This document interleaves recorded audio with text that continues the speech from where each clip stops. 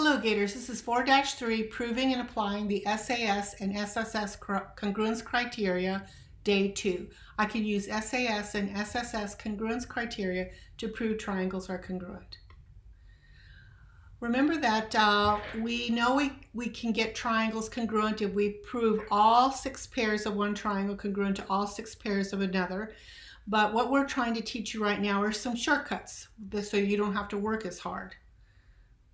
And one of the shortcuts, another shortcut that I'm going to give you is called the SSS congruence criteria. It says if 3 sides of one triangle are congruent to 3 sides of another triangle, then the 2 triangles are congruent. I don't have a movie, I just have some pictures to help you. So all 3 sides here are congruent to all 3 sides. We can translate so they hook up here, and then we can rotate around here, and then they'll be hooked up to here, and then our last step is to reflect across this line, and we know that they will match. Making them match means there is rigid motion. Rigid motion means the triangles are now congruent.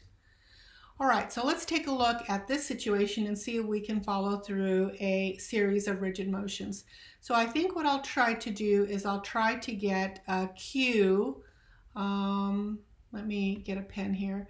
I'll try to get Q hooked up here at T. So there'll be a translation. So that's what I'd like to do first, translation. And as soon as this hooks up down here, I have a 2 tick mark and the 2 tick mark. I'll want to do a rotation so the 2 tick marks are aligned together. And once they're aligned together, then I can do a reflection so that they map onto each other. So SSS is a guarantee that you will find the sequence of rigid motions that'll map one figure onto another, which guarantees that the triangles are congruent. Let's take a look at these pairs and see if they're congruent by SAS or SSS.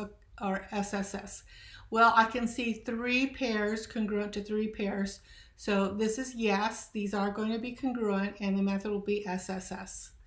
Over here I have 2 pairs of sides, so I have these 2 sides, but I gotta check to see if it's an included angle. It's an included angle here, and it's an included angle here. So the answer is yes by side angle side.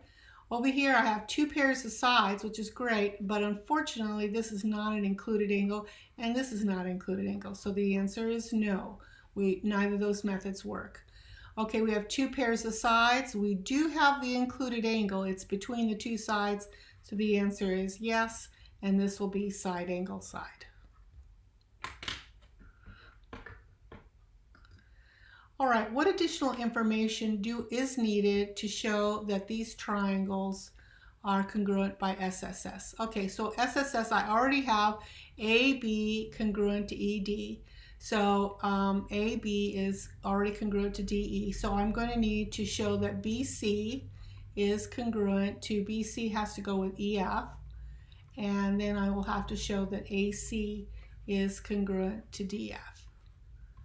So if I'm going to use side, side, side, I need to work with all pairs of sides.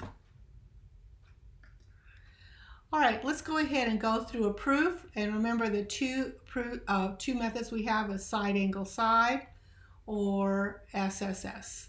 Now I don't see any angles, so I'm thinking this might be the reason. So step 1 is given, and we have a pair of sides and another pair of sides.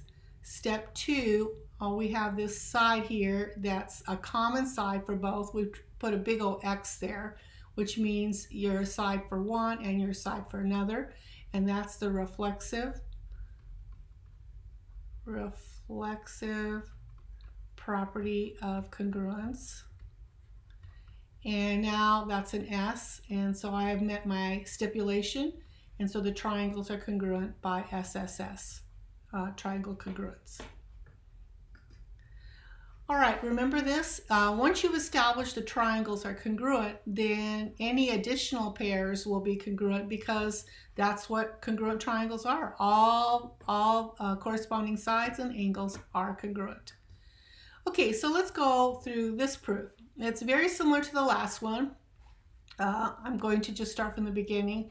Step 1, I know that PQ is congruent to RS and PR is congruent to QS. That's given.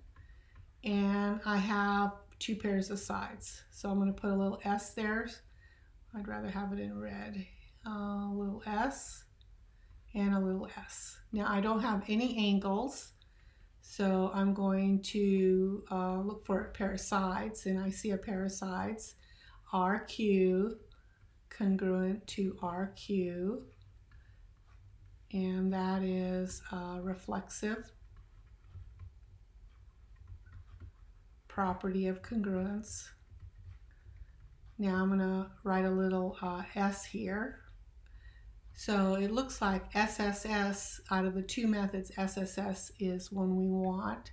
Step 3, so we're going to say triangle PQR. It doesn't matter how you start, it's how you finish. You have to be very careful. P is between the 1 and 2 tick mark, so it has to go with S, which is the 1 and 2 tick mark.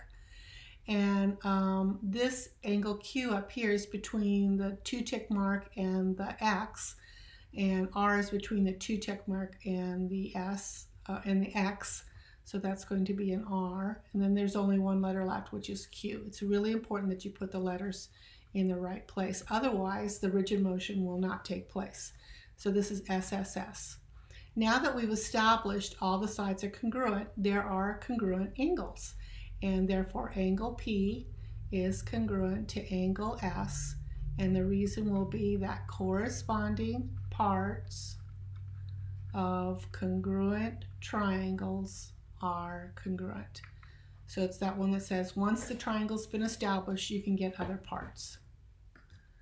So now we have two triangle congruence criteria. This is two shortcuts so that you don't have to use the definition of congruent triangles. One of them is side angle side, where the angle is included, and the other is side side side. So if you can establish this between two triangles, then the triangles are congruent.